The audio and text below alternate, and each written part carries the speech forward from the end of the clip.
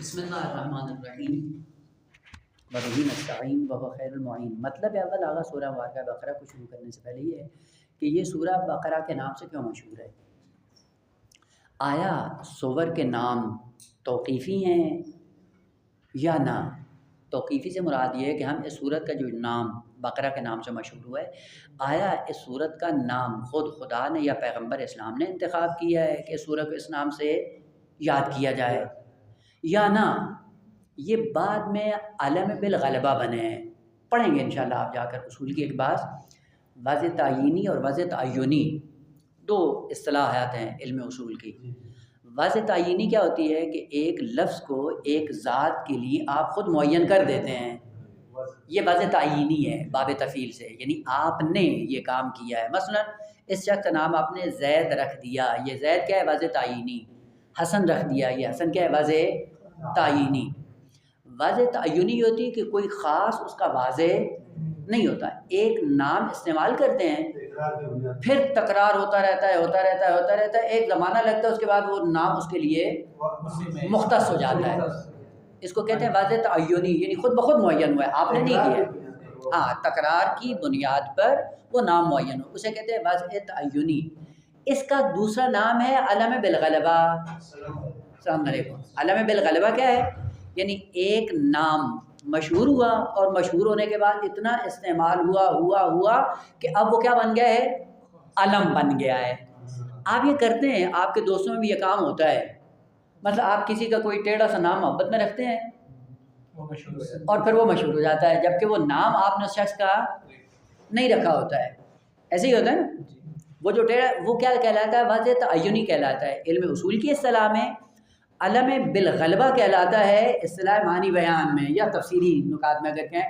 خوب سوال آیا بقرہ کا نام وضع تعینی ہے، یعنی پیغمبر اسلام نے انتخاب کیا ہے کہ سورہ کو بقرہ کہو، یا خدا نے کہا ہے کہ اس کا نام یہ ہے، یا نہ اصلاً عرف متشرعین میں ایک سورت کی پہچان کے لیے ایک کلمہ انتخاب کرتے تھے، اب اس کلمے کی وجہ سے آہستہ آہستہ اس کا نام پڑ جاتا ہے، اسے کہتے ہیں علم بالغلبہ یا وضع تعینی۔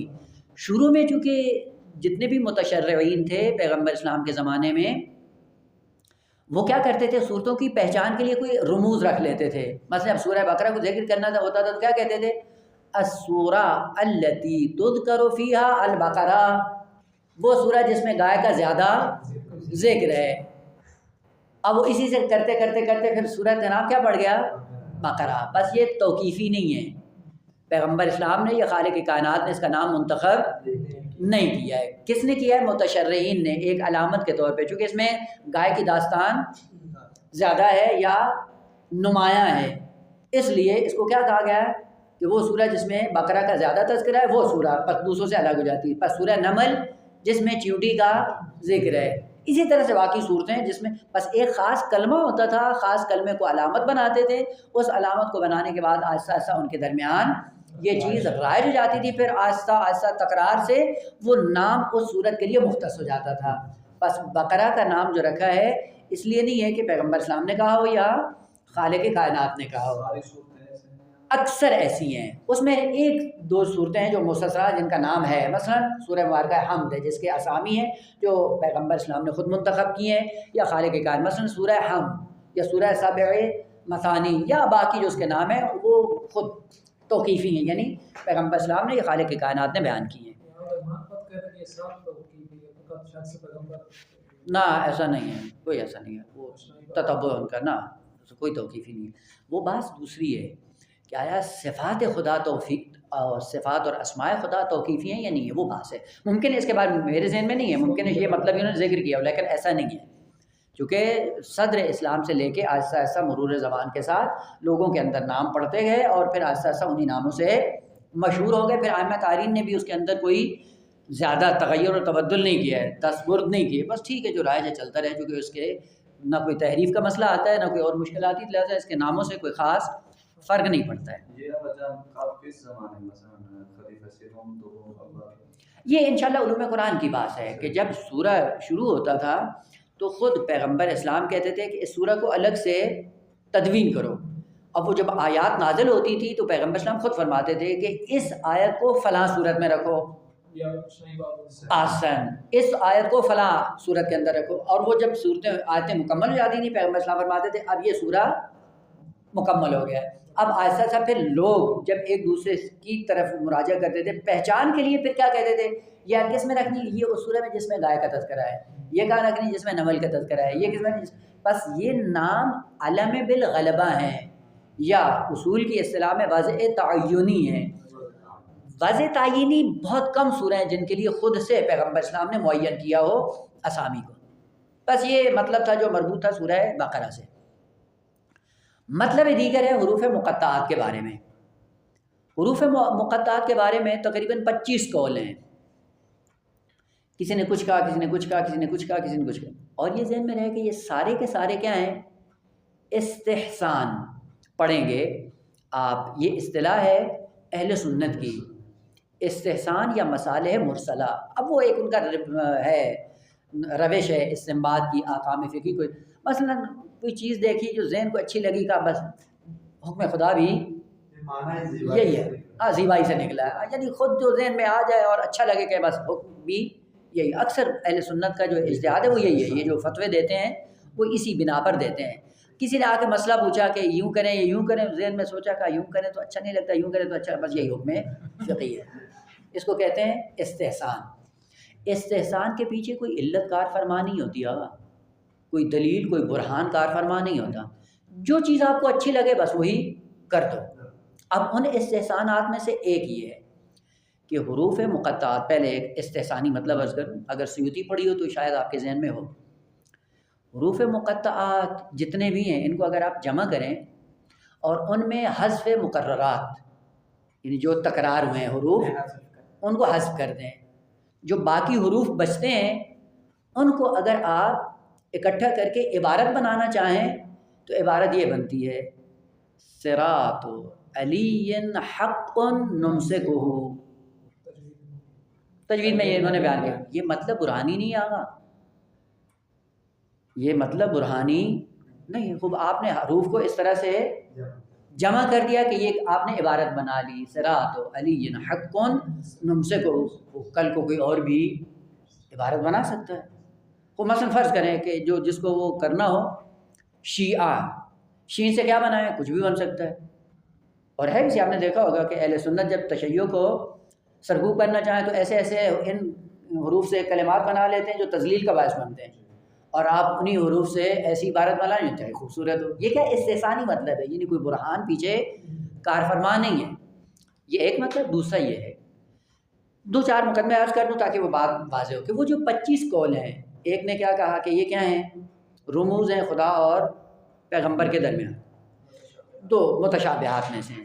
دوسروں نے کہا کہ نہیں، یہ حروف کیا ہیں، الف سے مراد اللہ ہے، رے سے مراد فلاں ہے، یہ ہے وہ، یہ سارے کیا ہیں، یہ سارے استحسانی مطالب ہیں۔ استحسان یعنی جس کے پیچھے کوئی برہان، ہاں جس کو جو اچھا لگا۔ روایات میں جب جائیں گے، مثلا جہاں بھی بعض روایات نقل ہیں معصومین علیہ السلام سے کہ معصوم سے پوچھا گیا تو معصوم نے کبھی کہا یہ رموز ہے، معصوم نے کبھی کہا کہ اس سے اسماء حسنہ ہے، کبھی کہا کہ الف سے یہ مراد ہے، فلاں سے یہ مراد ہے۔ اولاً ان روایات کی سند کی اگر جب بررسی کریں گے، سند تام نہیں ہے، پہلا مطلب۔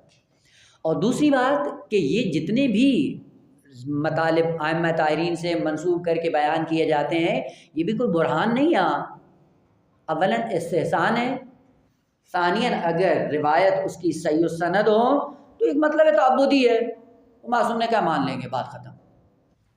مقدمہ دوم کہ قرآن ہے کتاب ہدایت، اور کتاب ہدایت کا مطلب کیا ہے کہ جس بشر کے لیے ہدایت کا پیغام بن کر یا بنا کر بھیجی گئی اس بشر کو سمجھ میں آنا چاہیے۔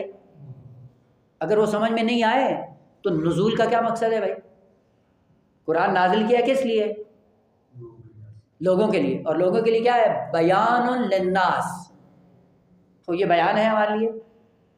اگر آپ نے کہا کہ اس سے یہ مراد ہے، اشارہ ہے، کنایہ ہے، رموز ہیں، فلاں ہیں، وہ کیا سمجھ میں آتا ہے، کچھ بھی سمجھ میں نہیں آتا۔ بس اگر قرآن پورا ہے بیان للناس اور کہیں کہ یہ چیزیں سمجھ میں نہیں آتی ہیں، یہ فقط خدا اور رسول کو سمجھ آتی ہیں، یا دوسرے لفظوں میں یہ رموز ہیں جو پیغمبر جانتے ہیں، خوب پیغمبر رموز جانتے ہیں تو قرآن میں داخل کرنے کی کیا ضرورت ہے؟ قرآن آیا پوری بشریت کے لیے، اور پوری بشریت کے لیے یہ ہدایت بن کر آیا ہے۔ ان کے اندر بھی وہ عنصر ہدایت والا ہونا چاہیے، اگر وہ عنصر ہدایت والا نہ ہو، ان کلمات کا نازل کرنا عبث لگتا ہے، اور حکیم کوئی کار عبث نہیں کرتا۔ حتماً حکمت ہونی چاہیے، حتماً کوئی پیغام ہدایت اس کے اندر مضمر ہونا چاہیے۔ دو، مقدمہ سوم کہ قرآن کتاب معجزہ ہے۔ وہ پہلے عرض کر دوں، البتہ معجزے کی بات کو بیان نہیں کرنا ہے، صرف ایک مطلب بیان کرنا ہے، اور وہ یہ ہے کہ خالق کائنات نے ایک طرف سے کیا کہا ہے کہ النبی اولا بالمؤمنین من انفسہم، نبی آپ پر حق ولایت رکھتا ہے۔ حق ولایت کا مطلب کیا ہے؟ یعنی آپ کو جس طرح چاہے استعمال کر سکتا ہے۔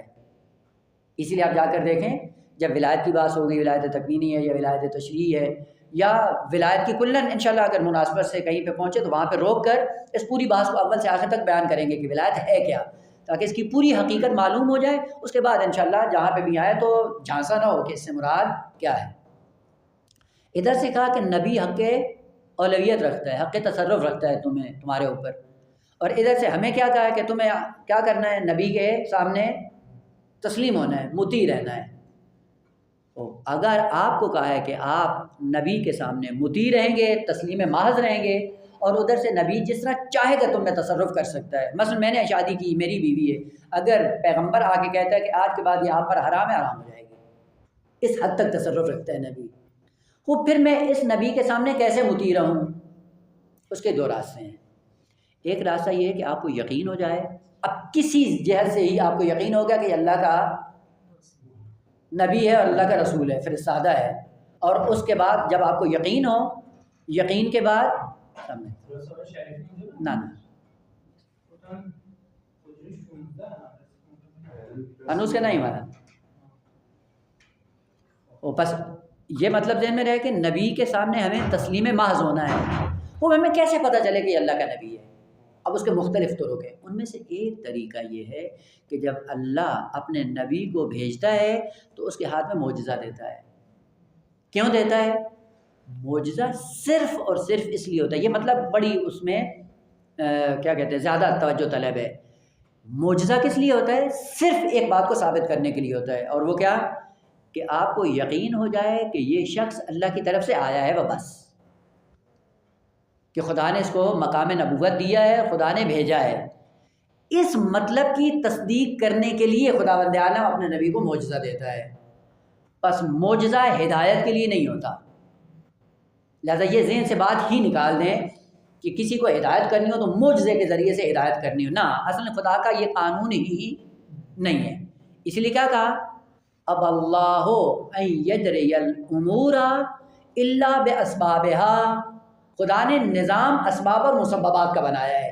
ہدایت کے لیے سبب رکھا ہے، کھانے کا سبب رکھا ہے، پینے کا سبب ہے، بھوک کا سبب ہے، اور پیٹ بھرنے کا سبب ہے، عزت کا سبب ہے، ذلت کا سبب ہے، اور وہ اسباب آپ کے ہاتھ میں ہیں۔ ان اسباب کے سائے میں آپ ہدایت پائیں گے، پس ہدایت کا سبب ہے، ضلالت کا سبب ہے۔ ان اسباب کے سائے میں آپ کو حرکت کرنی ہے۔ اور معجزات کیا ہوتے ہیں؟ معجزات کے اسباب آپ کے ہاتھ میں نہیں ہوتے ہیں۔ معجزات کے اسباب کہاں پہ ہوتے ہیں؟ خدا اور رسول کے ہاتھ میں ہوتے ہیں، اور معجزے سے کسی کو ہدایت نہیں کرنی ہوتی۔ معجزہ کس لیے ہوتا ہے؟ صرف اس بات کو ثابت کرنے کے لیے کہ اس شخص کا اللہ سے ارتباط ہے، اللہ نے اس کو بھیجا ہے۔ جب یہ یقین ہو جائے گا تو پھر اس کی تعلیمات پہ آپ کو عمل کرنا ہے۔ بس جب نبی بھیجتا ہے خدا تو اس کو معجزہ دیتا ہے، کیوں؟ تاکہ یہ معجزے کے ذریعے لوگوں کو یہ بات منوا سکے کہ میرا ارتباط ہے خدا کے ساتھ۔ اب یہ بحث ہے معجزہ، ابھی اس لیے اس کی طرف نہیں گیا ہوں، ہے انشاءاللہ قرآنی آیات کے ساتھ اگر ہوا مناسبت سے تو عرض کروں گا، آ رہی ہیں یہ سورہ بقرہ میں جا کے پہنچیں گے، میرے خیال میں 15-16 آیات کے بعد ہے، وہاں پہ انشاءاللہ رک کے اس کی بات کریں گے۔ ابھی کیا ثابت کرنا ہے؟ فقط معجزہ اس لیے ہوتا ہے کہ ثابت کیا جاتا ہے کہ اس شخص کا ارتباط خدا کے ساتھ ہے، یعنی خدا نے اس کو بھیجا ہے۔ اس سے زیادہ معجزے کی افادیت نہیں۔ اس لیے خدا عالم فرماتا ہے کہ اگر مجھے معجزے سے یہ کام کرنا ہوتا، لوگوں کو ہدایت کرنا ہوتا، تو مجھے انبیاء کو بھیجنے کی ضرورت نہیں تھی. وہ کیوں انبیاء کو بھیجا؟ ان کو تکلیفیں دی اور وہ رسوا ہوئے یعنی معاشرے میں، اور لوگوں نے طرح طرح کے مظالم ان پہ کیے، حتیٰ زندہ زندہ ان کو دیواروں میں چن دیا گیا، آرے سے ان کو کاٹا گیا زندہ زندہ. کیوں اتنا ان کو تنگ کروایا؟ اگر ہدایت، اس لیے خدا فرماتا ہے لو شاء لہداکم اجمعین، اگر خدا یہ چاہ لے کہ اس بشریت کو راہ ہدایت پہ لے کے آئے، لہداکم، یقیناً ہدایت کر دے گا اور سب کے سب ہدایت یافتہ ہو جائیں گے. لیکن اگر خدا جبر کے ذریعے ہدایت کرنا چاہے تو وہ کمال نہیں ہے. اسی لیے عرض کیا تھا، اگر آپ کے ذہن میں ہو، لو جہاں پہ استعمال ہوتا ہے لو کا مدخول محقق نہیں ہوتا. اسی لیے خدا نے کہا لو شاء، اگر وہ ارادہ کر لے، اگر وہ چاہ لے تم کو ہدایت کرنا چاہے معجزے کے ذریعے، جبر کے ذریعے، تو یہ کام ہو جائے گا. لیکن کیا یا نہیں کیا؟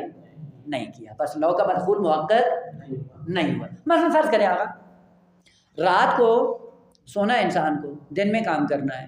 دو ضعیف ترین موجودات، مکھی اور مچھر، دونوں کو خدا معمور کر دے. کھٹمل تیسرے کو اضافہ کرے، ہاں، ان تینوں کو معمور کر دے. بھائی جیسے نماز پڑھی اس کو تم نے نہیں چھیڑنا ہے، اور جو بے نماز ہے اس کو تم نے سونے نہیں دینا ہے. پڑھیں گے یا نہیں پڑھیں گے؟ یقیناً وہ چھوٹے موجود کے ذریعے اگر خدا چاہے یہ کام لینا چاہے تو لے سکتے، لیکن یہ کام نہیں لیا. کیوں نہیں لیا؟ کہا تم اپنے اختیار سے اس راستے کو طے کرو. بس معجزہ صرف اس لیے ہوتا ہے کہ آپ کو یہ یقین ہو جائے کہ کیا کرنا ہے، آپ کو یہ یقین ہو جائے کہ یہ خدا کی طرف سے آیا ہے. یہ کیوں یقین ہو جائے؟ کیونکہ کل کو آپ نے اس کا تسلیم ہونا ہے، اس کی ہر بات کو ماننا ہے. تو کہیں ایسا نہ ہو کہ انسان کسی ایسے کے ہاتھ چڑھ جائے جو خود ہی گمراہ ہو. اسی لیے معجزہ کبھی شعب دباز کو نہیں دیا جاتا. معجزات کس کو دیے جاتے ہیں؟ جو اللہ کے نمائندے ہوتے ہیں. آئے گی جب بات معجزے کی تو وہاں پہ عرض کروں گا کہ شعبدہ پھر کیا ہوتا ہے، معجزہ کیا ہوتا ہے. اور انبیاء معجزات لے کر آتے ہیں، شعبدہ بازی نہیں ہوتی. اور آج جو ہم کرتے ہیں وہ شعبدہ بازی ہوتی ہے. البتہ انشاءاللہ جب وہاں پہ پاس میں پہنچے وہاں پہ عرض کریں گے. اگر معجزہ آپ نے دیکھا، آپ کو یقین ہو گیا کہ یہ اللہ کی طرف سے آیا ہے، اس کے بعد کیا ہے، آپ کی ذمہ داری اپنے آپ کو اس کے حوالے کر دو.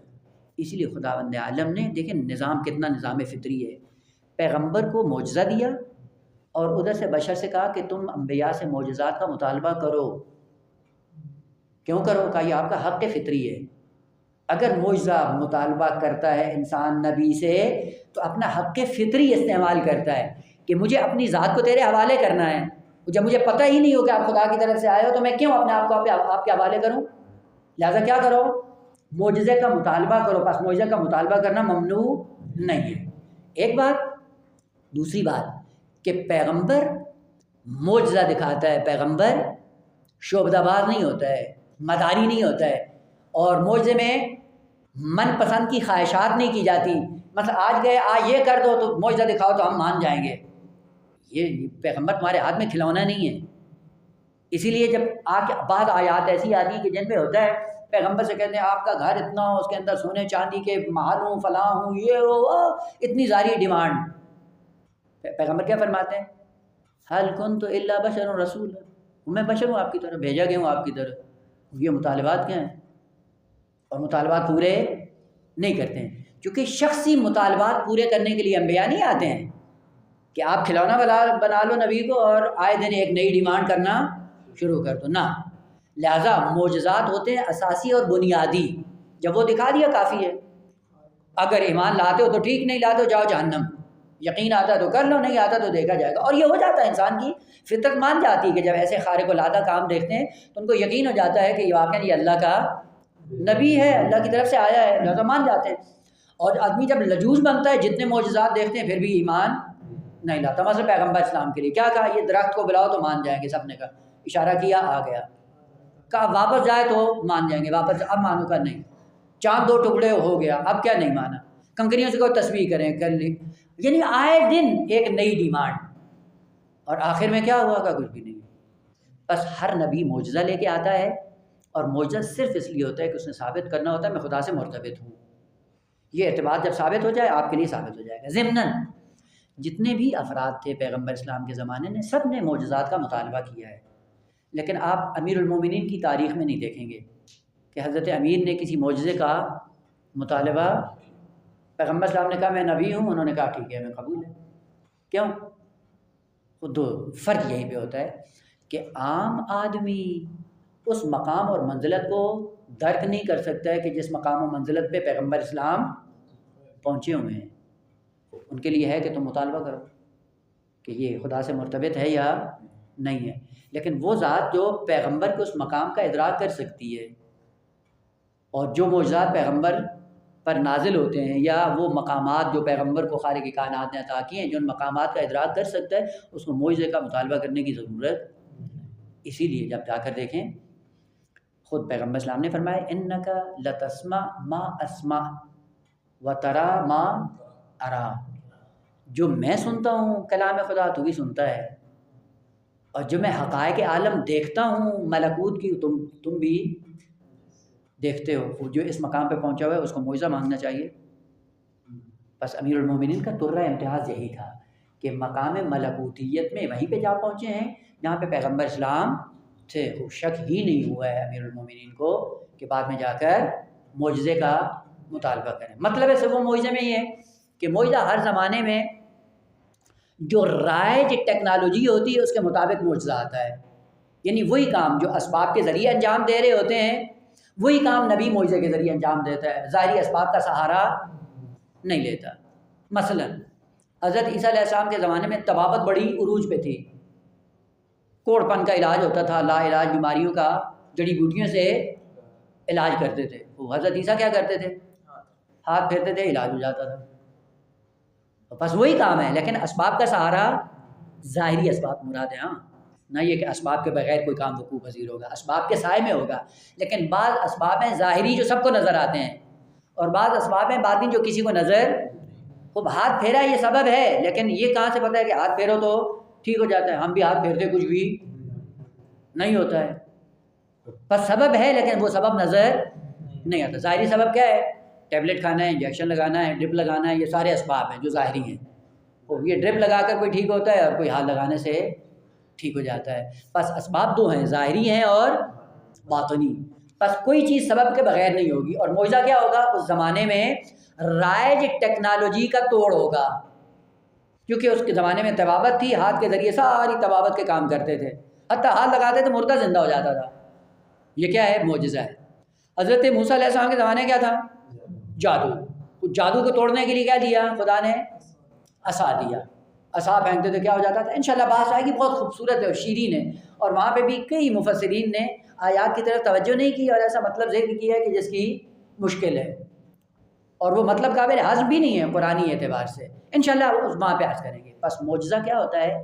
اثبات نبوت کے لیے ہوتا ہے بس کہ یہ اللہ کا نبی ہے. پیغمبر اسلام نے جہاں پہ دوسرے معجزات دکھائے ان میں سے برترین معجزہ پیغمبر اسلام کا یہی کلام ہے. قرآن کیا ہے؟ معجزہ. وہ یہ معجزہ کیا ہے؟ یہ معجزہ جو کلام پیغمبر ہے. کیوں معجزہ ہے؟ کیونکہ پیغمبر کے زمانے میں کیا تھی؟ فصاحت و بلاغت اپنے عروج پہ تھی. اور سبع معلقہ کا نام سنا ہوگا، 7 شاعروں کا کلام جو چن کر کعبے کی دیوار پہ لٹکایا گیا. کہا کہ کوئی ہے مائی کا لال جو ان کا توڑ فصاحت و بلاغت میں پیش کر سکے. پیغمبر اسلام گئے، انہوں نے دن دہاڑے سورہ کوثر کی 3 آیات لکھ کر گھر چلے آئے. انا اعطیناک الکوثر فصلی لربک وانحر انا شانئک هو الابتر. اب جب دیکھا انہوں نے تو رات کی تاریکی میں اٹھ کے گئے. جو سبع معلقہ والے تھے اتنا شرم آئی ان کو اس کے مقابلے میں کہ سب نے اپنا اپنا کلام اٹھا کے چوتھا مصرع مکمل کر دیا. ما ھذا کلام البشر. سورہ کوثر میں کہا یہ بشر کا کلام نہیں ہو سکتا. اٹھ کے چلے گئے. اب ان کو سمجھ آتی ہے، اگر ہمیں سمجھ میں نہیں آتی ہے. خوب اب آئیں، یہی جو قرآن معجزہ اور کلام خدا ہے، یہ معجزہ کیا بتاتا ہے کہ آقا یہی حروف ہیں. کون سے حروف تہجی؟ کتنے ہیں؟ الف سے لے کے تو یہی 28 حروف. کیا ہیں؟ الف سے یا تک حروف ہے نا. ان حروف سے کیا بنتے ہیں؟ کلمات. کلمات کس پہ دلالت کرتے ہیں؟ حقائق پر. تو بے قاف رے بقر تے اضافہ کر دیا بقرہ. کیوں کہا بقرہ؟ کیوں نہیں غنم نہیں کہا؟ غنم کیا ہے؟ وہ یہی حروف ہے نا. ان حروف سے بنا کے کیا بناتے ہیں؟ صالحین اسی حروف سے بنتا ہے، محسنین اسی سے بنتا ہے، ابرار اسی سے بنتا ہے، مقربین اسی سے بنتے ہیں، نعیم اسی سے ہے، جہنم اسی سے، یہی حروف ہیں آقا۔ انہی حروف کو اس طرح سے ترتیب دیا کہ یہ قرآن کیا بن گیا؟ کتاب ہدایت۔ کہ تم میں دم ہے تو انہی حروف کو جوڑ کے بنا دو تم بھی یہ کتاب ہدایت، اس کے مقابلے میں لے آؤ۔ یہی حروف ہے نا۔ انہی حروف سے کیا ہے؟ انہی حروف کو تشکیل دیں گالی بھی بن جاتی ہے، انہی حروف کو تشکیل دیں پیغام محبت بھی بن جاتا ہے۔ بس مین مطلب حروف مقطعات میں کیا ہے؟ آپ کو بشر کو یہ بتانا ہے کہ انہی حروف سے ہم نے جوڑ کر ایک 30 پارے پر مشتمل کتاب ہدایت دے دی، اور اگر تم اس کتاب کو نہیں مانتے ہو تو تم آؤ اس کے مقابلے میں خود ساری کتاب نہیں، ایک سورہ کا، ایک سورہ بھی نہیں بلکہ ایک آیت لے آؤ، بنا لو۔ یہی حروف ہے، میٹیریل تو یہی ہے نا، وہ اس میٹیریل کو تشکیل دو، بنا سکتے ہو۔ انہی اینٹوں سے ایک آتا ہے اور حرم کی تعمیر کرتا ہے، آدمی دیکھتے ہی رہ جاتا ہے کیسے اس نے معمار نے ان اینٹوں کو چنا ہے، اور دوسرا بھی آتا ہے اسی اینٹوں سے گھر بناتا ہے، دیکھنے کے لیے دل ہی نہیں کر۔ میٹیریل تو وہی ہے نا، چننا معیار ہے اور ان کو ترکیب دینا معیار ہے۔ کہا یہی حروف تھے، مقطعات آپ کے بھی اختیار میں ہیں، آپ ان حروف کو بناؤ۔ مقطعات میں یہی حروف تہجی ہیں، ان حروف تہجی سے کیا بناؤ؟ کلام بناؤ۔ کلام کیا؟ ایک حقیقت پر مشتمل ہو، اور اس حقیقت کو انہی حروف کے سائے میں آ کر بیان کرو۔ کر سکتے ہو؟ جب نہیں کر سکتے مان جاؤ کہ اللہ کا کلام ہے، کسی بشر کا نہیں ہے۔ بس حروف مقطعات کے اندر جو ہدایت کا پیغام ہے وہ یہ ہے کہ قرآن ہے کتاب معجزہ، اور کتاب معجزہ کو ہم نے کتاب ہدایت بنا دیا ہے۔ کس کے توسط سے؟ انہی حروف کی ترکیب کی شکل ہم نے بنائی، بنانے کے بعد کیا ہو گیا ہے؟ یہی پیغام حقیقت بنی۔ اس لیے ہم نے کہا ہے میم لام، 3 حروف کو اکٹھا کیا، کہ حرکت ہم نے بدل دی، حقیقت بھی۔ حمل الگ معنی ہے، حم الگ معنی ہے، حدر الگ معنی ہے، حجر الگ، حجر الگ معنی ہے، یہی حروف ہیں، وہ تم بھی بنا لو۔ کر سکتے ہو؟ بس ان حروف مقطعات کے اندر جو پیغام ہدایت بشر کے لیے وہ الگ ہے کہ اتنے اقوال ہیں، ممکن ہے وہ اس قرآن کے بواطن ہوں جہاں تک ہماری دسترس نہیں ہے، لیکن ظاہری طور پہ کوئی پیغام ہدایت ہمارے لیے ہونا چاہیے کہ جس سے ہم بھی ان حروف سے ہدایت کا پیغام لے سکیں۔ ہمارے لیے ہدایت کا پیغام ان حروف مقطعات کے اندر یہی ہے کہ انہی حروف سے ہم نے پیغام ہدایت تشکیل دیا، آپ کے سامنے رکھ دیا، آپ اس کو پڑھتے ہو، پڑھنے کے بعد حقائق تک منتقل ہوتے ہو، آپ کو انسانیت کے کمال کا راستہ پتہ چل جاتا ہے۔ تو تم بھی آؤ، اگر اس سے ہٹ کے کوئی اور کمال کا راستہ ہے تو تم بھی بنا کے بناؤ، اور بنانے کے بعد آ کر کیا کرو؟ اس کی طرف لوگوں کو دعوت دینا شروع کر دو۔ وہی کیا سے استثنائی اتصالی کی صورت میں امیر المومنین علیہ السلام نے ارشاد فرمایا اپنے بیٹے حسن کے لیے، اور وہ ایاک آنی واسمعی یا جارہ، یہ ضرب المثل ہے، یہ پنجابی میں اس کا خوب ترجمہ ہوا ہے، فارسی میں بھی ہے، بے در بگو دیوار بشنوے، دروازے سے کہو تاکہ مخاطب آپ کا سن سکے۔ وہ کون ہے؟ دیوار ہے۔ مخاطب آپ دیوار کو نہیں کرتے ہو، مخاطب کس کو کرتے ہو؟ در کو۔ دروازے کو مخاطب کر کے سناتے کس کو؟ دیوار کو۔ اسی لیے کہتے ہیں کہوں بیٹی کو سناؤں بہو کو، اب مخاطب کوئی اور ہے، سنایا کسی اور کو جائے۔ ایاک آنی واسمعی جا رہا، یہی ہے، یعنی امام علیہ السلام نے کہا، امام حسن علیہ السلام، یا بنیا، مخاطب ظاہری طور پہ امام حسن ہے، لیکن سنایا کس کو جا رہا ہے؟ پوری بشریت کو۔ کیا ہے؟ یا بنیا لو کانا لربک شریکن فاتت کا رسولو ولرأیت آثار ملکہ۔ وہ کیا کرتے؟ اگر آپ کے رب کا کوئی شریک ہوتا تو نتیجہ کیا ہوتا؟ اس کی طرف سے بھی انبیاء آتے، اس کی طرف سے بھی رسولوں کا سلسلہ ہوتا، اس کی طرف سے کتب آسمانی نازل ہوتی۔ وَالتَّالِي بَاطِلٌ فَالْمُقَدَّمُ مِثْلُهُ، کیونکہ کسی اور کی طرف سے کوئی نبی نہیں آیا، کسی اور کی طرف سے کوئی کتاب نہیں، یہ ایک ہی ذات ہے جو تسلسل کے ساتھ کتابیں بھی بھیج رہی ہے اور انبیاء بھی۔ وہ ویسے پتہ چلتا ہے خدا کتنے ہیں؟ ایک ہی ہے، دو نہیں ہیں۔ اب یہ تلازم ہے، تلازم کو ثابت کرنا بڑا جگر چاہیے اس کے لیے۔ وہ کیا تلازم ہے؟ خدا ہے لیکن نہیں بھیجے، ضروری ہے بھیجنا۔ یہ تلازم ثابت کرنا پورے برہان کی روح ہوتا ہے، وہ خدا ہے لیکن نہیں بھیجا ہے بھائی، وہ کام چل رہا ہے لوگوں کو چلاتے رہو.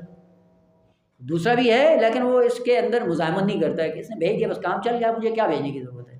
ہو سکتا ہے نہیں. یہ تلازم ثابت کرنا بہت ضروری ہے. اور وہ تلازم کیا ہے؟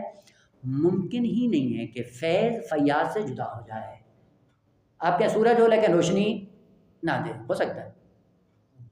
اگر سورج ہے تو حتماً روشنی ہوگی، نور دے گا. آپ کا سورج ہے لیکن روشنی نہیں دیتا نا، ہم پاگل نہیں ہیں. فیاض ہو اور اس کا فیض، یہ ممکن ہی نہیں ہے. یعنی فیض کا فیاض سے جدا ہونا محال ہے. بھلے احسن تم. اب وہ بات ہے اور ہے بھی صحیح، بات بھی عقل میں آنے والی ہے، فطری بات ہے. فیاض ذات ہو اور اس کا فیض، یا فیض میں تعطیل آ جائے، یعنی ایک زمانے تک اس کا فیض نہ ہو اور ایک زمانہ گزرنے کے بعد اپنا فیض وہ توقیف آ جائے، توقید آ جائے، تعطیل ہو جائے اصلاً والا. بس یہ ممکن ہی نہیں ہے کہ خدا ہو اور اس کا فیض نہ ہو. یہ محال ہے اصلاً. وہ بس حتماً ہونا ہے. اگر کوئی دوسرا خدا ہے تو اس کا یہ سلسلہ فیض کا جاری و ساری ہونا چاہیے، اور ادھر سے سلسلہ یہ جاری و ساری نہیں ہے. نتیجہ کیا ہے کہ دو خدا بھی نہیں ہے. کیا سے استثنائی ہے اتصالی کہ تالی کے بطلان سے مقدم کے بطلان کا نتیجہ لیتے ہیں. خوب قرآن ہے کتاب معجزہ پیغمبر اسلام کا، اور قیامت تک رہنا ہے، اور مخاطب ہے پوری بشریت. پوری بشریت کو چیلنج کیا گیا ہے. اور یہ چیلنج کیا ہے کہ یہی حروف ہیں. ان حروف سے ہٹ کر تو ہم نے کوئی میٹیریل استعمال نہیں کیا ہے نا. اور تم نہیں مانتے ہو کہ یہ کلام اللہ کا نہیں ہے. جنگیں کرتے ہو پیغمبر سے، لڑتے ہو آئے دن، کوئی نہ کوئی مشکل کھڑی کر دیتے ہو. اتنی جنگیں کرنے کی کیا ضرورت ہے؟ اتنا سرمایہ خرچ کرنے کی کیا ضرورت ہے؟ دو فصیح بلی اشعار اٹھا کے بٹھا دو ان سے کوئی ایک کتاب بنا دو ہے، اور ایک کتاب نہیں بلکہ ایک آیت بنا لو. یہ تو آسان تر ہے.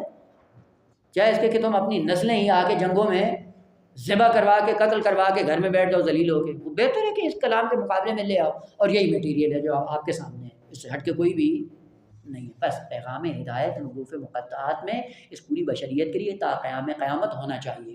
اور وہ وجہ جو ہمارے ساتھ مربوط ہے وہ یہ ہے کہ یہ خام مال دیا ہے خدا نے.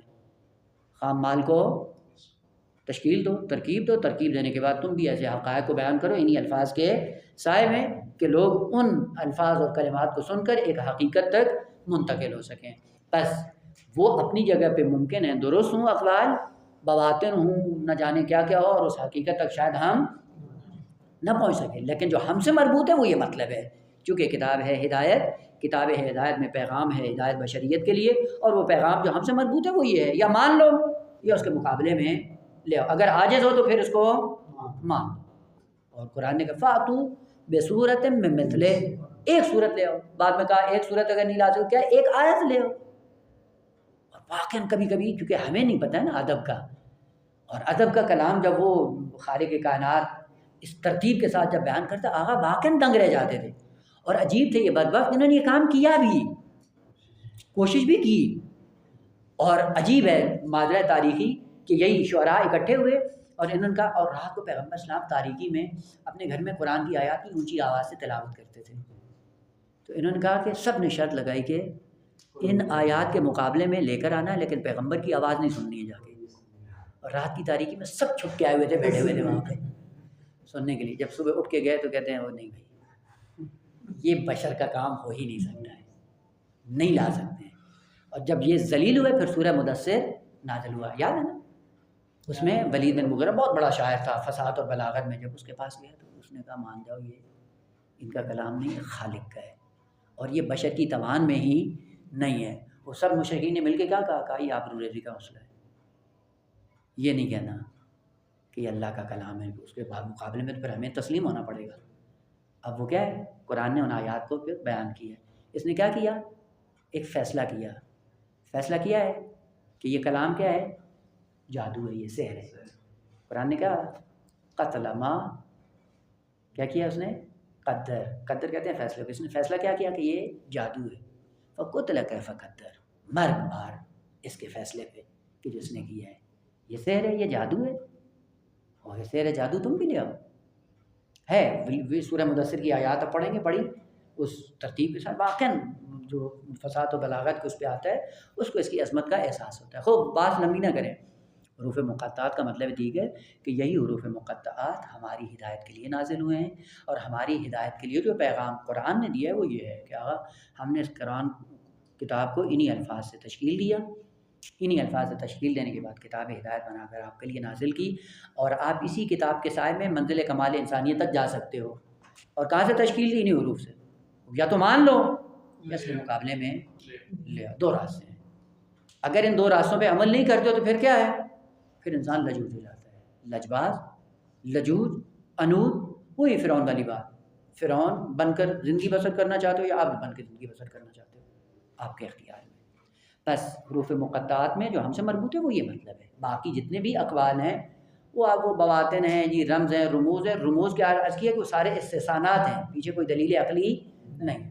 آپ نے کہا الف سے مراد اللہ ہے، فقط اللہ سے الف سے اللہ ہی بنتا ہے، اور کوئی حروف نہیں بنتے ہیں، کوئی آسمانی بنتے ہیں؟ بن سکتے ہیں یا نہیں بن سکتے؟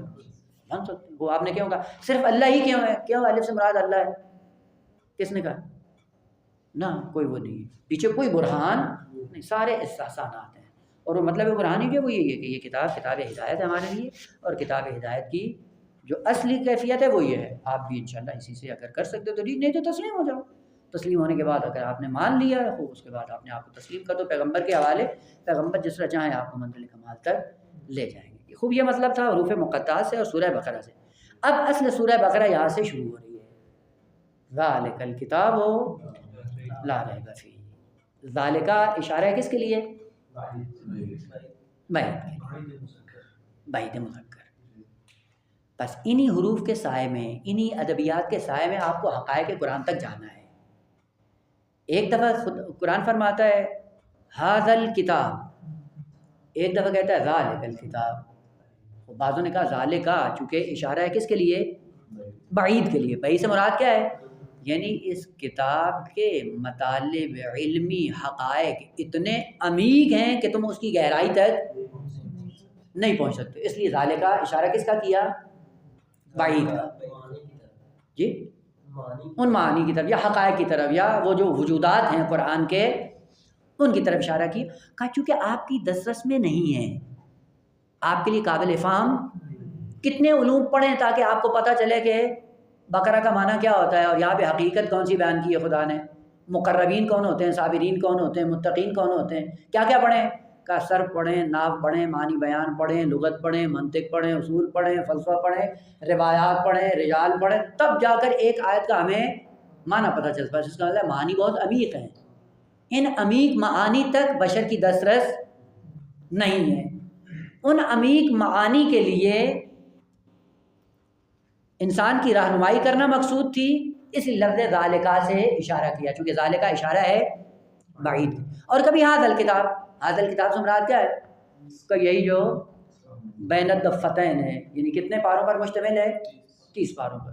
یہ جو 30 پاروں پر ایک مجلد کتاب کی شکل میں ہے، یہ آپ کے اختیار میں ہے یا نہیں ہے؟ اٹھاتے ہو یا نہیں؟ پڑھتے ہیں یا نہیں کرتے؟ تلاوت تو کرتے ہیں، اگرچہ معنی تک آپ کی دسترس نہیں ہوتی لیکن آپ کی دسترس میں ہے یا نہیں ہے؟ اور جب ہے تو کیا کہا؟ ھذا الکتاب، یہ جو تمہارے ہاتھوں میں ہے۔ بس ذالکا اس لیے معانی کی طرف اشارہ ہے، ھذا کس کی طرف اشارہ ہے؟ فقط اسی ظاہر کتاب کی طرف، جلد کی طرف، اس لیے کہتے ہیں ھذا الکتاب۔ یہ ایک مطلب ہے جو مفسرین نے ذکر کیا، لیکن یہاں پہ اسی مطلب کو ذرا گہرائی سے تھوڑا سا دیکھتے ہیں کہ آیا یہی حقیقت ہے یا نہ اس سے بالاتر ہے۔ دیکھیں بیٹا، پہلے شاید کسی مقام پہ عرض کیا ہو لیکن ایک مقدمہ عرض کر دوں، اس کے بعد انشاءاللہ باقی کتاب کی طرف اشارہ کریں گے۔ قرآن کہاں پہ تھا؟ مقام لدن، بالا ترین درجہ قرآن کا کہاں ہے؟ مقام لدن۔ قرآن یہ کہتا ہے انکا، پیغمبر اسلام کو، انکا لتلقی القرآن، آپ قرآن کو دریافت کرتے ہو۔ تلقا لاقیا سے، تلقا کون سا سیکھا؟ دریافت کرنا۔ انکا لتلقا، آپ دریافت کرتے ہو کس کو؟ قرآن کو۔ کہاں سے؟ من لدن، مقام لدن سے۔ اور مقام لدن کیا ہے؟ من لدن حکیم علیم، یہ مقام ہے، مقام حکمت، مقام علم، کہ جس کا دوسرا نام کیا ہے؟ مقام لدن. خوب یہ ایک مقام ہے کائنات میں، ہستی شناسی میں جب کائنات کی درجہ بندی ہوتی ہے تو مقام لدن کون سا مقام ہے؟ قریب ترین مرتبہ کائنات کا خداوند عالم کے ساتھ. اسی دو ہیں، یہ ہوم ورک میں لکھ لیں، ابھی میں اس میں اگر وارد ہو گئے تو اصلی مطلب سے رہ جائیں گے. لدن بھی کہتے ہیں مقام قرب، عند بھی کہتے ہیں مقام وعنده مفاتح الغیب لا يعلمها الا هو، عنده مقام عندیت، اس کو بھی کیا کہتے ہیں؟ مقام قرب. بس مقام عند وہ بھی قرب، مقام لدن وہ بھی قرب. لیکن ان کے اندر پھر کیا فرق ہے انشاءاللہ آپ وہ اپنے ہوم ورک میں رکھ لیں، اگر آپ لوگ کسی نتیجے تک پہنچ گئے ٹھیک، نہیں تو پھر میں خود عرض کر دوں گا. بس مقام لدن کیا ہے؟ مقام قرب. مقام قرب میں حقیقت قرآن تھی، وہ کس شکل میں تھی ہمیں پتہ نہیں ہے چونکہ ہم نے اس مقام کو دیکھا نہیں ہے اور وہاں تک ہماری دسترس بھی نہیں. پہلا مرتبہ قرآن کا مقام لدن ہے، اسی لیے کیا کہا؟ انکا لتلقی القرآن من لدن حکیم علیم. اس کے بعد دوسرا مرتبہ، وہاں سے تھوڑا سا تنزل، ابھی معنی کرتا ہوں، یہ بہت ضروری ہے یہاں پہ. وہاں سے قرآن نے تنزل کیا. تنزل کیا ہوا؟ نیچے آیا. نیچے آیا کہاں پہ؟ کتاب مکنون. یہ مرتبہ دوم ہے قرآن کا، یعنی مقام لدن سے نازل ہو کر کہاں پہنچا ہے؟ کتاب انہ لقرآن کریم فی کتاب مکنون لا یمسہ الا المطہرون. جب مقام لدن میں ہو کا کسی کی دسترس میں نہیں ہے، وہ فقط پیغمبر دریافت کر سکتے ہیں وہاں سے. جب تھوڑا سا نیچے آیا مقام کتاب مکنون میں، وہاں پہ کیا کہا؟ اب بعض لوگوں کی دسترس میں آ سکتا ہے. وہ کون ہے؟ کہا جو مطہرون ہو. قانون مطہرون جو بھی ہوگا وہ وہاں سے کتاب کو، قرآن کو دریافت کر سکتا ہے. 3 وہاں سے پھر تنزل دیا چونکہ سب کی دسترس میں نہیں تھا، حتیٰ جبرائیل کے لیے دسترس میں نہیں تھا. بقیہ ملائکہ تو درکنار، جبرائیل کے لیے بھی قابل دریافت نہیں ہے. اس لیے کیا کہتا ہے؟ لو دنوت انملتن لاحترق، یعنی میں اپنا حصہ وجودی میرا یہیں تک ہے، اس سے آگے پیغمبر جا سکتے ہیں، میں نہیں جا سکتا. تو حقیقت قرآن کیا ہے؟ مقام لدن میں ہے. بس حقیقت قرآن کو پیغمبر آگے جا کر خود دریافت کر سکتے ہیں، جبرائیل دریافت کتاب مکنون سے بھی دریافت نہیں کر سکتے. پھر کیا کیا؟ وہاں سے اور زیادہ تنزل دیا. کہاں پہ لے کے آ گئے؟ لوح محفوظ. وہ لوح محفوظ میں تھا، پھر جبرائیل کی دسترس میں تھا کا نہیں، تو پھر اس سے اور تنزل دیا. کہاں لے کے آ گئے؟ مقام جبرائیل پہ. اب مقام جبرائیل پہ جب قرآن آیا ہے تو جبرائیل قرآن کو لے کر کیا آتا ہے؟ پیغمبر کے محضر میں پہنچاتا ہے. لوح محفوظ سے پھر تنزل دے کر کہاں پہنچایا؟ قلب پیغمبر پہ. انا سنلقی علیک قولا ثقیلا، قول ثقیل کو آپ پہ بھیج رہے ہیں، نازل کر رہے ہیں. تو قرآن کو دریافت کرنے کے لیے کون سی چیز چاہیے؟ قلب پیغمبر، یا کلن قلب کی حقیقت دریافت کرتی ہے.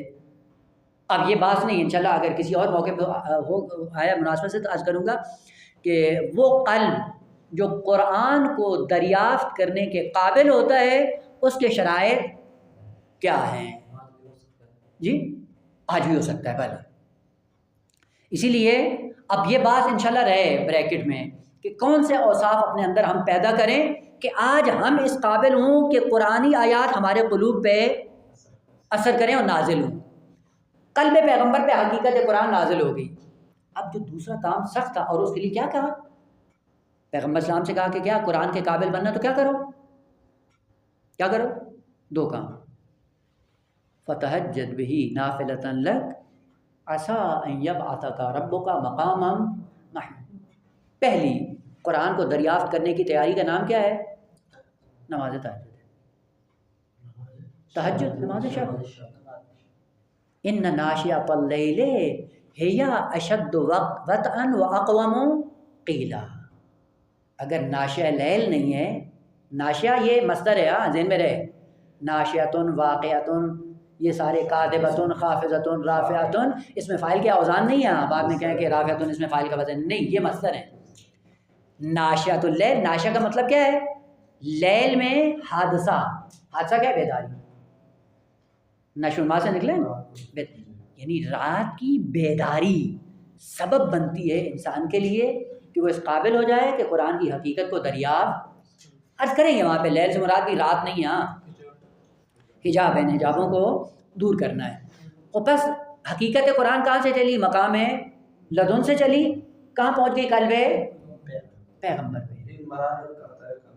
بھلے ابھی یاد کروں گا، جب نزول کا معنی کروں گا اس میں یہ حقیقت بات ہو جائے. اب قلب پیغمبر سے دوبارہ کیا ہونا ہے؟ قلب پیغمبر کو تو خاص ضرورت نہیں تھی، وہ پیغمبر مقام لدن سے بھی دریافت. وہ پھر یہ اتنا سارا سلسلہ کیوں خالق کائنات نے رکھا ہے؟ صرف آپ اور میرے لیے، کیونکہ ہم اور آپ قرآن کی حقیقت سے آشنا نہیں ہو. پھر کیا کیا قرآن نے اس کو، خدا نے اس قرآن کو کیا کیا ہے؟ تنزل دیا، نیچے لائے نیچے لائے نیچے لائے، قلب پیغمبر پہ حقیقت کو نازل کر دیا. اب قلب پیغمبر سے اس حقیقت کو آنا ہے ہماری بشر کی دسترس میں، اور اس کا آخری لباس قرآن کا کیا ہے؟ یہ الفاظ ہے کہ جب قرآن کی حقیقت کو الفاظ کی شکل میں خداوند عالم اتارے گا آپ کی دسترس میں آ جائے گا. بس پہلا حجاب مقام لدن سے کتاب مکنون پہ آنے کے لیے قرآن پہ پہلا حجاب پڑھا، اس حجاب کے نتیجے میں نیچے آیا. پھر دوسرا حجاب پڑھا، کتاب مکنون میں آیا. چوتھا حجاب پڑھا، لوح محفوظ پہ آیا. پانچواں حجاب پڑھا، قلب جبرائیل پہ آیا. قلب جبرائیل سے پھر حجاب پڑھا، قلب پیغمبر پہ آیا. اور آخری حجاب الفاظ کا بنا، یہ ساتواں حجاب ہے. ساتویں حجاب کے بعد یہ قرآن ہمارے ہاتھوں میں آیا. کس کی شکل میں؟ الفاظ کی شکل میں. بس یہ کتنے حجاب ہیں؟ خوب. ان حجابوں کو ایک ایک کر کے توڑتے چلے جاؤ تو کہاں پہنچو گے؟ حقیقت قرآن سے متصل ہو جاؤ گے. امکانی راستہ ہے، محال نہیں. البتہ یہ الگ بات ہے کہ کوئی پہنچا ہے یا نہیں. اب آئے تنزل سے کیا مراد ہے؟ مقام لدن سے نیچے لائے. مقام لدن سے نیچے لانے کا مطلب یہ ہوتا ہے چونکہ یہ حقائق ہیں، بواطن ہیں، ملکوت ہے، اور ملکوت کو سمجھنے کے لیے یا انسان کو خود ملکوتی ہونا چاہیے، ایسے ہی ہے نا، یا پھر خداوند عالم کو ایسا انتظام کرے جس کے سائے میں آپ تھوڑا بہت اس حقیقت سے. میں ایک مثال دوں، اس مثال کو حتماً ذہن میں رکھیے گا. فرض کریں ایک آدمی ہے مادرزاد، نابینا پیدا ہوا ہے، دنیا میں آیا، آنکھیں نہیں. کائنات میں کتنے رنگ ہیں؟ علامہ ایک کائنات ہے نا پوری. تو آپ اس نابینا کو سمجھاؤ بھائی سفید یہ ہوتا ہے، کالا، کیا کریں گے؟ سمجھانا بھی ہے آپ کی ذمہ داری ہے، سمجھائیں کیا کریں گے؟ آپ یہاں پہ وہی دیکھیں، دین بہت فطریہ. بالآخر خداوند عالم نے اس کی ذات میں بھی کچھ معلومات رکھ کر اس کو دنیا میں بھیجا ہے. پھر کیا کریں گے؟ جو اس کے ذہن میں کچھ معلومات ہیں، ان معلومات کا سہارا لے کر اس سفید اور سیاہ کو سمجھانے کی کسی حد تک اس کی حقیقت کو ادراک کر لے گا. لیکن آیا کما حق کو ہو، سفید اور سیاہی کو پہچان لے گا؟ اس کا راستہ کیا ہے؟ اس کو بینائی دے دے. جب بینائی دیں گے اب آپ کو سمجھانے کی ضرورت نہیں، خود ہی دیکھ لے گا. عالم برزخ کی نسبت ہم مادرزاد نابینا ہیں. اب معصومین کیا کرتے ہیں؟ اس عالم کے حقائق کو ہمارے لیے بیان کرتے ہیں. بیان کرنے کا سہارا کیا ہوتا ہے؟ یہ مادی کائنات. اب تھوڑا بہت ہمارے مثلا بیچ میں انگور ہوں گے، کون سے کا؟ یہ جو کھاتے ہو، تشبیہ دی. ہمیں بھی تھوڑا بہت پتہ چل جاتا ہے. مرنے کے بعد جب حقیقت سامنے آتی کہتے ہیں وہ تو وہی متشابہ، وہ کہاں اور یہ کہاں. بس اس حقیقت کو دیکھنے کے لیے اس عالم میں جانا ضروری ہے. بس تنزل کا معنی کیا ہوتا ہے؟ ایک حقیقت کو انسان کے لیے قابل فہم بنانا. تنزل یا نزول کا معنی کیا ہے؟ ایک حقیقت کو انسان کے لیے قابل فہم بنانا. قرآن ہمارے لیے نازل ہوا ہے یا نہیں ہوا ہے؟ جواب، جتنا آپ کی فہم میں آ گیا وہ نازل ہو چکا ہے، اور جو آپ کی فہم میں نہیں آیا وہ نازل نہیں ہوا. آیات متشابہات سمجھ میں نہیں آئی ہیں، وہ اس کا مطلب کیا ہے؟ ابھی نازل نہیں ہوا ہے، نہیں اترا ہے. کب اترے گا؟ جب ہمارے لیے قابل فہم ہو جائے گا. پس نزول کا معنی ہے قابل فہم ہونا ایک حقیقت کے لیے. وہ حقیقت ہمارے لیے قابل فہم ہے یا نہیں؟ اگر ہے تو نازل ہو گیا، اگر نہیں ہے تو قابل فہم نہیں ہے تو نازل بھی نہیں. اب مثال میں عموماً یہ مثال آپ سنی ہوگی مجھ سے کئی مرتبہ کہ ایک خطیب جب آتا ہے اور مخاطبین کے سامنے شعلہ بیانی کرتا ہے تو بعض عمیق گہری، البتہ آج کل تو الٹی سیدھی ہوتی ہیں، الٹی سیدھی اصطلاحات، ٹیڑھے الفاظ جان بوجھ کے استعمال کرتے ہیں یہ چیز ثابت کرنے کے لیے کہ ہم بڑے پڑھے لکھے ہیں، علامت دار ہے، بعد میں پتہ چلتا ہے کہ سب سے جاہل یہی تھا۔ اب وہ جب لوگوں کی سمجھ میں نہیں آتی ہیں تو کیا کہتے ہیں کہ آغا صاحب تھوڑا سا نیچے آئیں، کہتے ہیں یا نہیں؟ نیچے آنے کا مطلب یہ نہیں ہوتا کہ ممبر سے اٹھ کے نیچے آ جاؤ تو اب وہی ان کی اصطلاح سمجھ میں آ جائے گی، نہ کہا آپ اس مطلب علمی کو کیا کرو، سادہ الفاظ میں بیان کرو تاکہ ہمیں بھی سمجھ آ جائے۔ یہ سادہ الفاظ میں بیان کرنا کیا ہے؟ اسی حقیقت کا نزول ہے۔ وہ حقیقت اگر اپنی اصطلاح میں باقی رہے کسی کو سمجھ میں نہیں آئے گا، اگر اس کو سادگی سے بیان کرو تو سمجھ میں آ جائے گا۔ یہ سادہ بیان کرنا یہ کیا ہے؟ حقیقت کا نزول۔ اور جب سادہ ہوتا ہے تو انسان کو کیا ہو جاتا ہے؟ سمجھ میں آ جاتا ہے۔ مثلا خدا نے کہا لو کان فیہما آلہۃ الا اللہ لفسدتا، آپ جٹ کے سامنے چلے جائیں جو حل چلا رہا ہوتا ہے کہ جی یہ مقدم ہے، یہ تالی ہے، اور خدا نے وحدت اپنی ثابت کر لی، کیا کہہ رہے ہو؟ اب اس سے کہو، اگر اس کو ہے نا تو اسی مطلب کو آسان کرو، نازل کرو اس کے لیے۔ نازل کیسے کرو؟ ایک مثال کا سہارا لو۔ مثال کا سہارا لے گے تو کیا ہوگا؟ اس کو سمجھ آئے گی۔ مثال آپ اس سے کہو کہ اگر ایک غلام ہو اور اس کے کئی مولا ہوں اور سارے بد اخلاق ہوں، ایک کچھ کہہ رہا ہو دوسرا کچھ کہہ رہا ہو، تو اس کی زندگی کیا ہوگی؟ کہ اس کی زندگی جہنم ہے، کیونکہ اب کا کام ہے مولا کی بات کو، ایک کہہ رہا ہے بیٹھ جاؤ، دوسرا کہہ رہا ہے کھڑا ہو جاؤ، ایک کہہ رہا ہے کھاؤ، دوسرا کہتا ہے نہیں، ایک کہتا ہے حرکت کرو، دوسرا کہتا ہے نہیں۔ جب زیادہ مولا ہوں اور ہر ایک کی ڈیمانڈ بھی الگ ہو، اس اب کی کیا حالت ہوگی؟ اب اس کو سمجھ میں آتا ہی ہے۔ تو کہا اگر ایک ہی آپ دو اور اس کا ایک ہی مولا ہو اور وہ بھی بڑا مہربان ہو تو اس کی زندگی کیسے ہوگی؟ سمجھ آتی ہے اس بات کی؟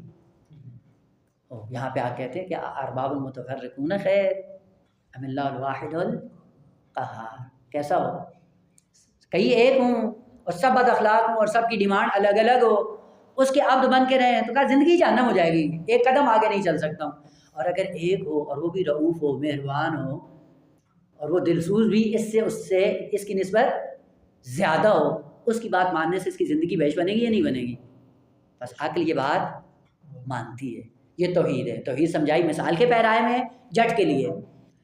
ملا صدرہ اور ابن سینا کو کیا سمجھایا؟ لو کان فیہما آلۃ الا اللہ، مطلب ایک ہی سمجھایا ہے لیکن ہر ایک کی سطح فکری کے مطابق۔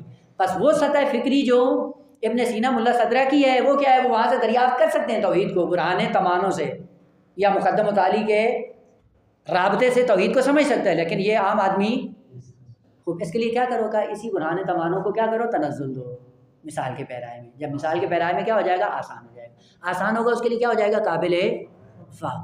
بس نزول کا معنی کیا ہے؟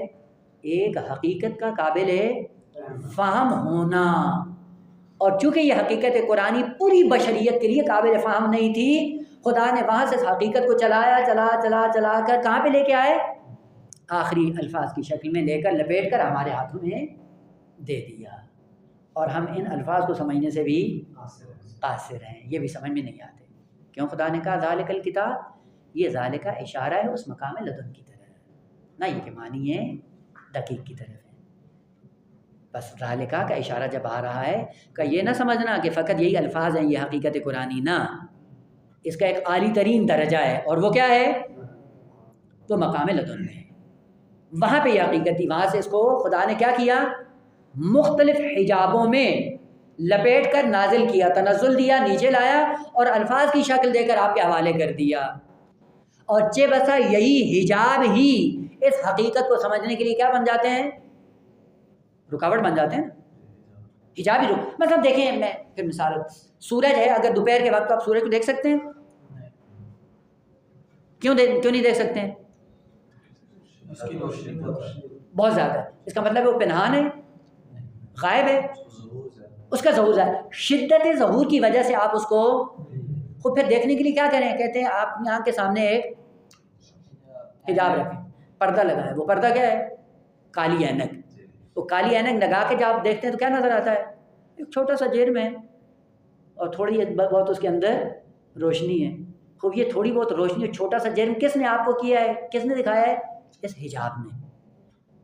یہ حجاب کیا بتا رہا ہے آپ کو؟ کہ ایک چھوٹا سا جسم ہے اور تھوڑی سی اس کے اندر روشنی ہے. بس حجاب نے کیا کیا ہے؟ اس حقیقت کو چھپا دیا آپ کے لیے. بس حجاب اس لیے ہیں کہ آپ حقیقت کو دریافت کر سکو، اور دوسری مشکل اس حجاب کی یہی ہوتی ہے کہ حجاب اس حقیقت کو چھپا دیتا ہے. بس یہ الفاظ قرآن کی حقیقت کو چھپا دیتے ہیں. آپ ان حجابوں کو کراس کرتے جاؤ، حجاب کھولتے جاؤ کھولتے جاؤ کھولتے جاؤ، پھر کیا ہوگا؟ جو حقیقت بغیر حجابوں کے دریافت کرو گی یقیناً وہ ایسی حقیقت ہوگی جو اس کے ساتھ اصلاً وَأُوتُوا بِهِ مُتَشَابِهًا، اب وہ نہیں ہے. بس چونکہ یہ حقیقت قابل ادراک نہیں تھی قرآن کی، اس کو خداوند عالم نے تنزل دیا. تنزل کا معنی کیا ہے؟ یعنی قابل فہم بنایا انسان کے لیے. قابل فہم بنانے کے لیے اس کو نیچے لائے حجابوں سے. اب خدا نے کیا کہا؟ الف لام میم، ہم نے انہی الفاظ سے یہ حقیقت قرآن تشکیل دی، اور یہی الفاظ کے نتیجے میں کتاب تدوین ہم نے بنا کر آپ کے ہاتھ میں رکھ دی ہے. اور یہ ذہن میں نہ رکھنا کہ ساری حقیقت ہی یہی الفاظ ہے نا. ذالک الکتاب، وہ کتاب یعنی وہ عالی ترین درجہ کتاب کا کون سا ہے؟ مقام لدن. اس میں کیا ہے؟ لا ریب فیہ، وہ سچ چشمہ ہے. کیا ہے؟ عندنا خزائن وما ننزلہ الا بقدر معلوم. ہر شے کا منبع ہمارے پاس ہے. سچ چشمہ کہاں پہ ہے؟ وہ خدا کے پاس ہے، اور وہ کیا ہے؟ مقام لدن میں. یہی حقیقت قرآن ہے جو مقام لدن میں. اب اس سے ساری کائنات فیضیاب ہو رہی ہے. ہر عالم میں تنزل ہوتا ہے، ہر عالم کی مخلوقات کے اعتبار سے اس سر چشمہ سے کیا ہوتے ہیں؟ فیضیاب.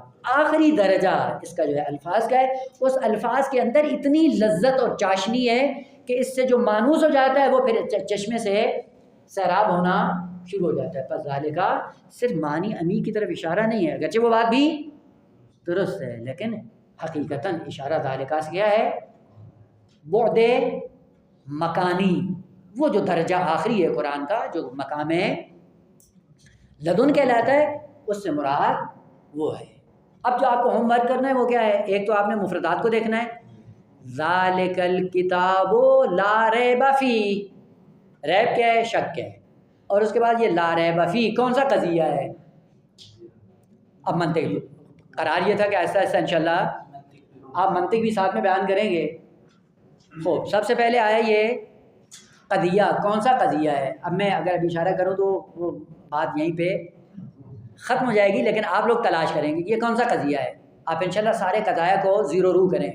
قضیہ عملیہ ہے، شرطیہ ہے، استثنائی ہے، قیاس ہے، مادہ قیاس کیا ہے، امکان ہے، ضرورت ہے، دوام ہے، موجہ ہے، غیر موجہ ہے. کیا ہے ان قضایا کو جب دیکھیں گے اور جب ہم اس کو تشکیل دیں گے پتہ چل جائے گا کہ خدا نے منطق میں گفتگو کی ہے. اور میں نے عرض کیا ہے ذہن میں رہے کہ منطق ایسا علم ہے جس کو پڑھنے کی ضرورت نہیں ہے، فطری علم ہے. آپ علم منطق کی روح سے ہمیشہ گفتگو کرتے ہو، علم منطق سے آپ دور نہیں ہو، لیکن صرف توجہ کرنے کی ضرورت ہے کہ کون سا قضیہ بن رہا ہے. روزمرہ آپ منطق میں گفتگو کرتے ہیں، قیاس بھی ہوتا ہے، استقراء بھی ہوتا ہے، قضیہ شرطیہ عملیہ جتنے بھی ہیں سارے آپ استعمال کرتے ہیں. حتیٰ بچہ بھی استعمال کرتا ہے. جب اصطلاح کا پتہ چل جائے، جب بچہ بولے گا آپ کو ہاں یہ وہ قضیہ بنا رہا ہے، بس توجہ نہیں ہوتی، توجہ کرنے کی ضرورت ہے. اصطلاحات نہیں آتی بھائی، باقی پورا علم ہے. بس ذالک الکتاب مطلب دوم کیا ہوا کہ اگرچہ ذالکا اشارہ ہے بعید کے لیے، اور اس بہت سے مراد ایک ہے کہ اس قرآن کے حقائق اتنے عمیق ہیں اور عمق کی وجہ سے ذہن انسانی سے دور ہیں، قابل دریافت نہیں ہے، اس لیے بعید کا اشارہ کیا ہے. لیکن حقیقت کیا ہے کہ نا قرآن ہے دو مراتب. مقام لدن سے تھا، مقام لدن سے تنزل کر کے آیا ہے الفاظ کی شکل میں، اور الفاظ کی شکل میں نازل ہو کر ہماری دسترس میں آ گیا ہے. اور اس سے آسان طریقہ اور ممکن نہیں تھا. اگر کوئی ممکن ہوتا تو کیا کرتا خدا؟ وہی اپناتا. کیونکہ خدا کے اندر بخل نہیں ہے، قدرت بھی رکھتا ہے، رؤوف بھی ہے. خود اس سے پائن ترین درجہ اگر قابل فرض ہوتا انسان کی ہدایت کے لیے، یقیناً خالق کائنات اس کا استعمال کرتا اور اسی کو استعمال کر کے انسان کی دسترس میں قرار دے دیتا. اور عرض کیا کہ چونکہ حجابوں میں آیا ہے، اترا ہے، اور یہی حجاب آہستہ آہستہ کیا بن جاتے ہیں؟ حقیقت سے رکاوٹ بن جاتے ہیں. اور سب سے بڑا کام مفسر کا کیا ہے؟ انہی حجابوں کو دور کرنا ہے. جتنا جتنا دور کرتے جائیں گے اتنا اتنا حقیقت قرآن سے مانوس ہوتا جائے. اب دیکھیں امیر المومنین کی ذات کیا ہے؟ وہ ہے نفس پیغمبر. تو جو مقامات پیغمبر اسلام دریافت کرتے ہیں وہ سارے مقامات کیا ہیں؟ امیر المومنین بھی دریافت کرتے ہیں. کوئی اس کے اندر مشکل نہیں امیر المومنین کے لیے. لہٰذا مقام لدن سے ایک نمونہ ہے پیغمبر اسلام کے. انک لتلقی القرآن، یعنی آپ یہ ایک مثال ہے، عرض کیا تھا مصداق ہے، اور مصداق منحصر نہیں. وہ باقی ائمہ کیا ہے؟ وہ جو نفس پیغمبر ہے وہ بھی یہی کام کر سکتے ہیں، ان کے لیے بھی ہو سکتا ہے. اب وہاں سے تھوڑا سا اور نہ، یہ مختص نہیں ہے معصومین کے ساتھ، بلکہ غیر معصوم کی دنیا میں اگر کوئی اس قابل بن جائے تو خداوند عالم کے لیے کوئی بخل نہیں ہے. مراتب کی دنیا ہے اور امکان کی دنیا ہے، یعنی یہ سارا ممکن ہے. اب یہ وقوع میں کون وہاں پہ پہنچتا ہے یہ الگ بات ہے. مثلا پہاڑ کی چوٹی پہ جانا ہے، راستہ کسی کے لیے بند نہیں ہے، جس کی جتنی ہمت ہے چڑھ جائے. اب وہ کون چڑھتا ہے، کون وہاں پہنچتا ہے، یہ الگ بات ہے. ایک فرد پہنچتا ہے، 2 پہنچتے ہیں، 3 پہنچتے ہیں، لیکن راستہ سب کے لیے کھلا ہوا ہے. امکانی راستے سب کے لیے ہیں. وقوعی راستوں میں کون وہاں پہ جا پہنچتا ہے، وہ انشاءاللہ ہر ایک کی اپنی محنت ہے، اور اس محنت کے سائے میں انسان کو پھل ملتا ہے. البتہ عرض کرنا چاہ رہا تھا کہ مقام لدن خود کیا، تھوڑا سا اس کی وضاحت کرنا چاہ رہے، لیکن شاید وہ بات سے زیادہ دور ہو جائیں گے، اس لیے اس سے ابھی اعراض کرتے ہیں.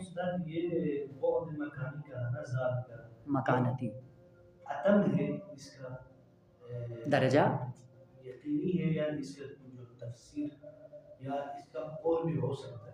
کیا مثلا ابھی آپ نے کہا یہ ذالکہ جو ہے اشارہ ہے مقامی ہے، مقام لدن. بلے یہ مقام لدن جو مثلا میں کر رہا ہوں یا آپ تفسیر کر رہے ہیں، یہ حتمی ہے. ہم جب تفسیر یہ مطلب یقینی ہے، یہ مطلب یقینی ہے، یعنی اس سے بالاتر چونکہ حقیقت قرآن نہیں ہے، وہ آخری درجہ قرآن کا وہ مقام لدن ہے.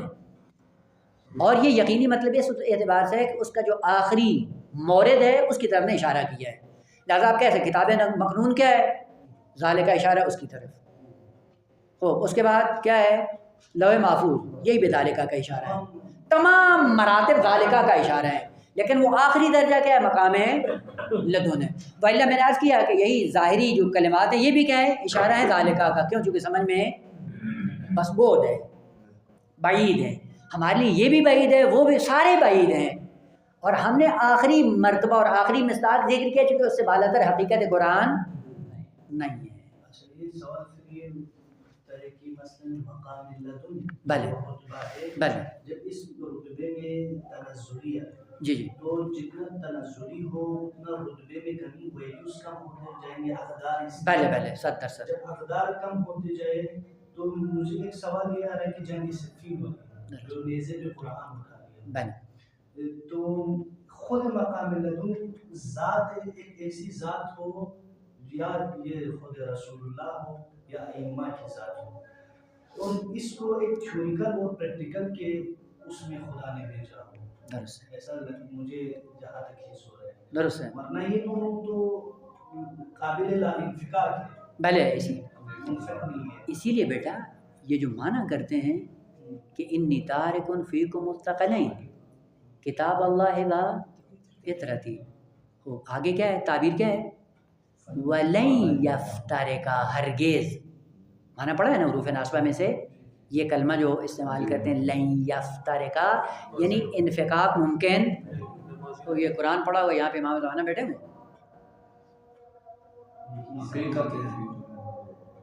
بس اس کا مطلب ہے دقت چاہیے. لن یفترقا سے مراد وہی مقام لدن کی حقیقت اور انسان کامل کا مرتبہ کا کیا ہے؟ یہ برابر ماہیت ہے. اور اس میں تقدم کس کو ہے؟ انسان کامل کو. قرآن تابع ہے انسان کامل کے، اور اس کی یہ میری بات نہیں، پیغمبر اسلام. القرآن مع علی و علی مع القرآن، یا الحق مع علی و علی مع الحق. اور آگے کیا ہے؟ اللہم ادر الحق حیثما دارا علی. معیار کون ہے؟ حق علی کے تابع ہے، علی حق کے تابع. علی جو کرے گا وہ کیا بن جائے گا؟ حق بن جائے گا. بس معیار کیا ہے؟ انسان کامل برتر ہے. یہی وجہ ہے کہ قرآن مقام لدن میں ہے اور انسان کامل کہاں پہ ہے؟ وہ مخلوق افضل ہے. پھر ہم اس حدیث سے یہ تو توحید تو نہیں لے سکتے، قطعاً نہیں ہے. اللہ وحدہ الحق الا مادہ عالم توحید تو نہیں ہے. بلے بلے تو رتبہ دوم یہی ہے. ہاں بس یہ بلے چونکہ یہ مخلوق اول ہیں، یہی انسان کامل ہے اور یہ بالا تر ہے. اسی لیے قیامت کے دن کیا ہوگا؟ قرآن شکل اصغر اور اہل بیت شکل اکبر، جبکہ دنیا میں کیا ہے؟ برعکس ہے معاملہ.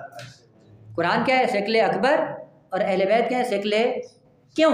کبھی سوچا ہے اس کو؟ دو چار کی طرح بیٹا دیکھ. قرآن کیوں شکل اکبر ہے؟ اس میں عنصر آ جاتا ہے مقبولیت کا، مقبولیت اور عدم مقبولیت.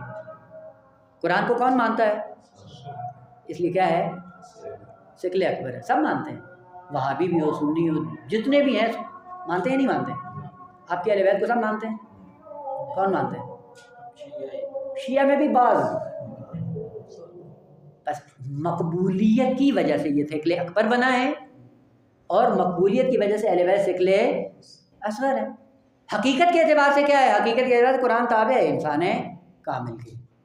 وہ حقیقت ہے، حقیقت میں وہ شکل اکبر ہیں اور قرآن مرتبے میں ان سے آئندر ہے، اس لیے شکل اصغر ہے.